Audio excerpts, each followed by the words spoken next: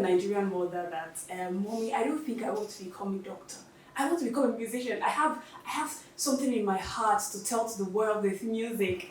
I'm sure you know how Nigerian mothers react to this. But today I have a music producer and promoter here with me today who actually takes her life very seriously, and the career is pathing and making waves for her. I have Anessie in the studio, and Anessie is going to talk about the in and out of being a creative in Nigeria, whether or not the space favors you or not, and everything in between. Welcome, Anessie. Thank you.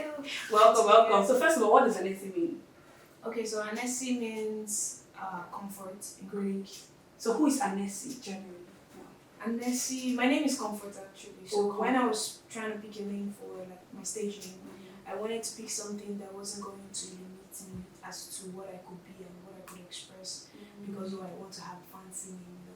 So, and I wanted something that would be original to me. So that was why I didn't want it to use comfort music. I get that. Yeah, so I then started translating comfort to different languages, and I came across Anessie. And you just stopped with it. That's amazing.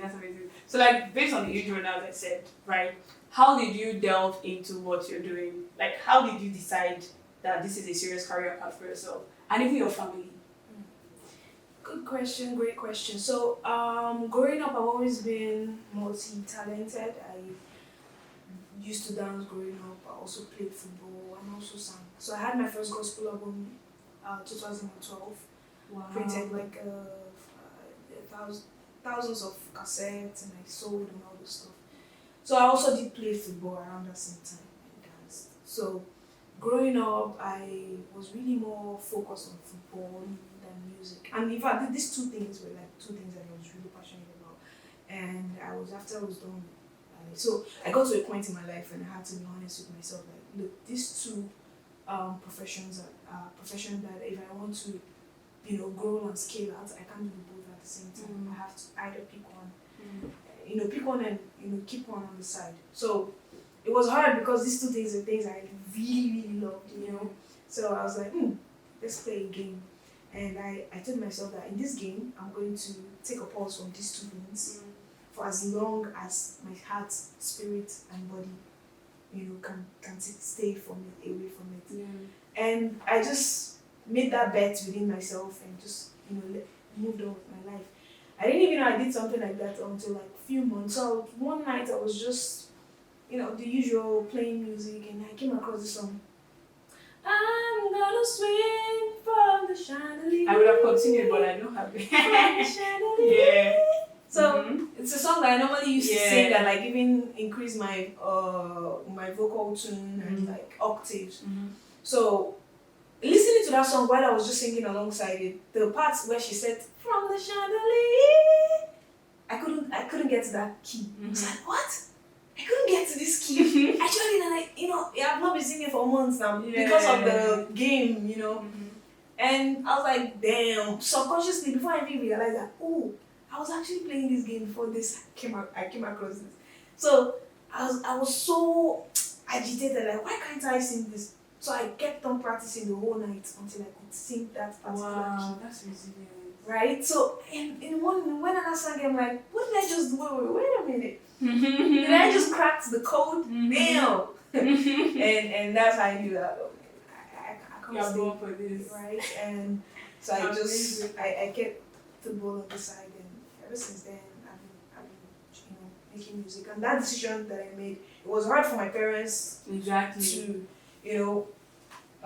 get up to date with it, because they wanted me to be in my decision making with being a musician. Obviously, I started as a gospel artist and had my first gospel album in 2012. So making a decision to now, okay, I want to do music now. So I needed to find myself. That was the next phrase for me. So for my parents and my family, they were like really outdated to, they had this illusion of they wanted me to be that. Joy back in the days, I was when I was still so they were like, But in me, I wanted to find myself. I wanted to find my sound. I wanted to discover who I am. Yeah. What my intentions are here, and that's another conversation for another time. But now you mentioned something. Sorry, you mentioned about discovering yourself and all of that, giving yourself grace. Now, do you think the Nigerian society gives people in the entertainment industry the grace and the liberty to shine? Because For instance, if a Nigerian does something amazing in tech or in finance or in the health industry, there's always this applaud that comes with it. But do you think Nigerians and Nigerian society actually takes people in the entertainment industry serious? Well, I would say facing this actual reality that you mentioned is a growing evolvement for Nigerians.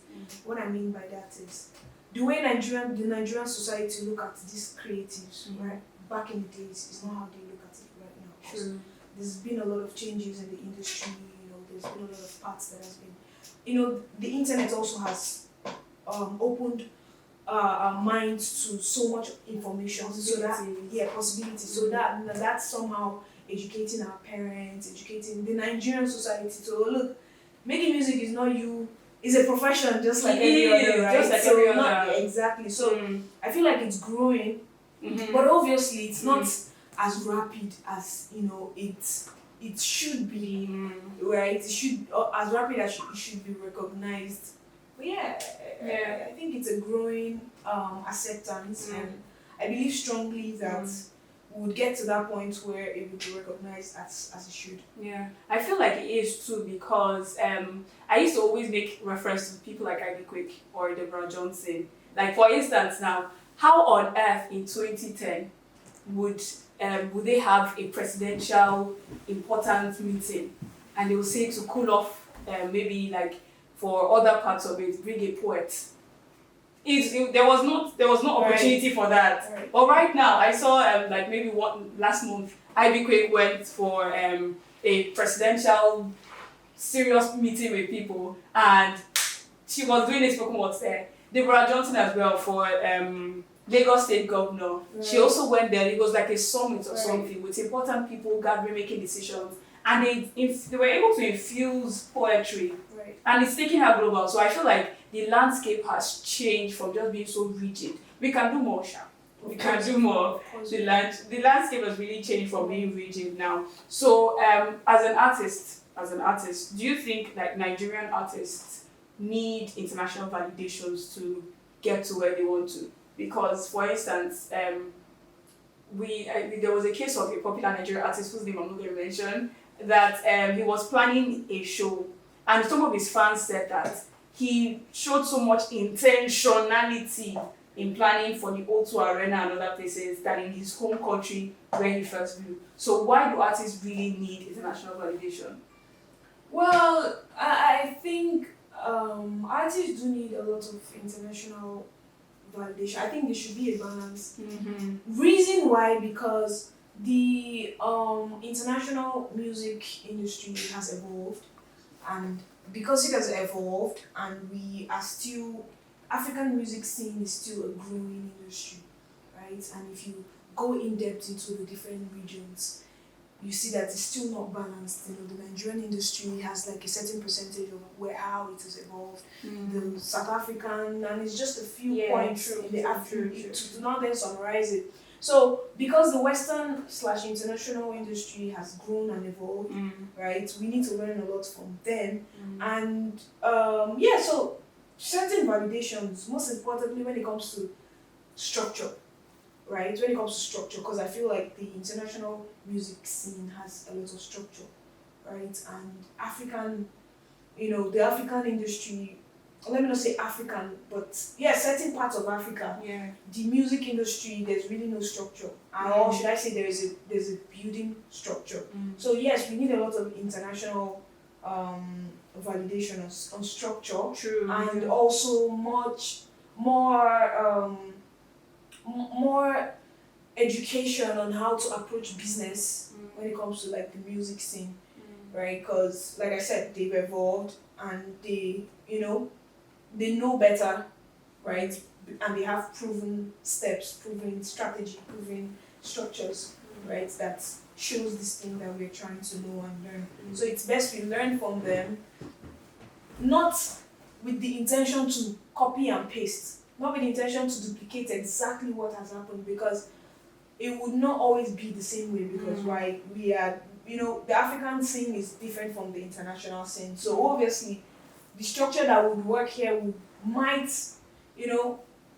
would not always be the same realistically. So learning with that mindset of, okay, let's learn and study how these guys got to do theirs and study our environment, what and where should we apply this certain knowledge and how should we go about the structure, what experiments should we try out, what metrics should we use in calculating, what experiments we've made, what were the results, and what new experiments should we try based on data. So all these things are I feel like are the approach to, looking at the international validation, not everything solely, based on the international validation, right? So, yeah.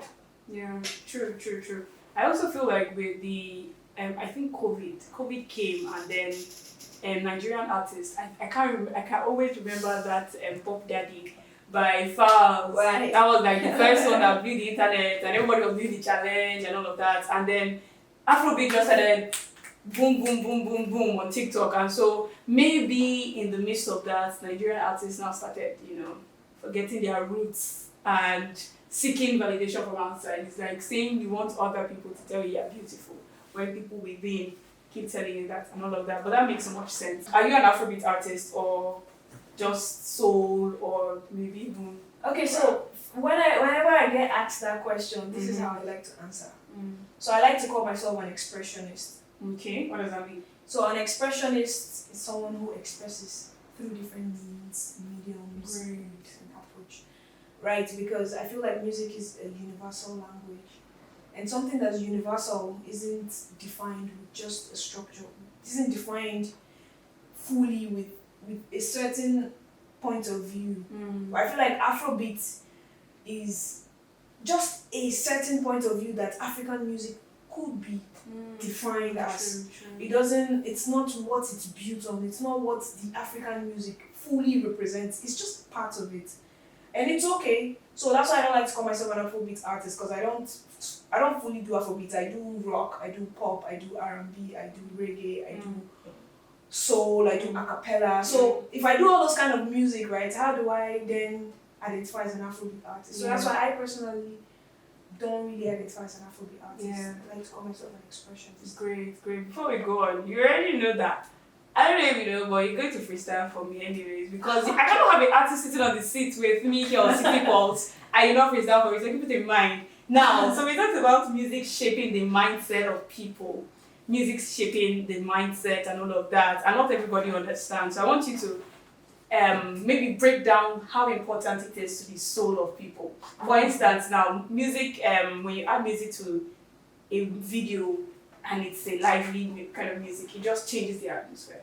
And all of that. So is music really more spiritual than we think, in quotes? Yeah, it is more spiritual actually. Music is a language, right? And it's a language that transcends beyond the physical realm, right? It's a language that evokes emotions, that evokes feeling, right? That even evokes energies, right? And this is not just me trying to sound nice. It's practical. There are certain frequencies that you can tune into that can actually create healing. Really? Yeah, there's certain frequencies. We do research online. There are also certain frequencies that if you tune into when creating music, it evokes certain energies, right? Emotions, right? So music is beyond just what we see it or we know it as, right? And I feel like it has a lot of impact on people. It's just like the way your environment impacts who you are and what you grow into becoming, your experiences. Because music didn't just surface all from nowhere. It's from each and every one of us experiences, right? Our imaginations, our experiences, our lessons, our failures. So it's not just sounds. It sounds in combination with words and lyrics, right? That is passing a message, right? So yes, it does affect humans positively or negatively. So the way I like to see it, I like to see music as babies. I like to see music as babies. Why? I like to see it as babies because when you make babies, right, it's two people expressing themselves, coming together and expressing themselves. right? Expressing themselves is what makes babies, right? And babies are just a version of themselves. And no matter how much you express yourself, right, in making babies, even if you are expressing yourself in the same position, in the same environment, you never will make the same babies, right? That's the story that making music is just you creating versions of yourself. So I take it that seriously. And if you look at the music scene, like the kind of music you listen to, there are different kind of music. Any kind of music you want to listen to, there are a lot. There are dark music, there are inspiring music, there are brain rot music. Brain rot music. Right, you know. There's some kind of, I don't want to call that artist now. But like when you hear the songs. Right, there are depression music, there are drug music, you know. It just puts you in a type of mood. It evokes your emotions. You know, those emotions, those amazing. Yeah, so you get that deep. Amazing. Oh, we don't have enough time, but yeah. I want you to freestyle for me before we take the final question. You have the stage. I don't know if you should keep a beat like any kind of beat, but like you have the stage. Alright, so I'm gonna sing this song called Reading Lights. So okay. It's a song on my EP, go check it out. It's Okay, great. Anessie. They say love can perceive if your guts is lying to heal.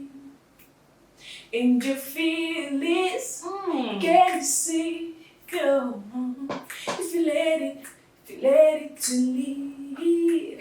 Now I know how it feels till the stormy find your story.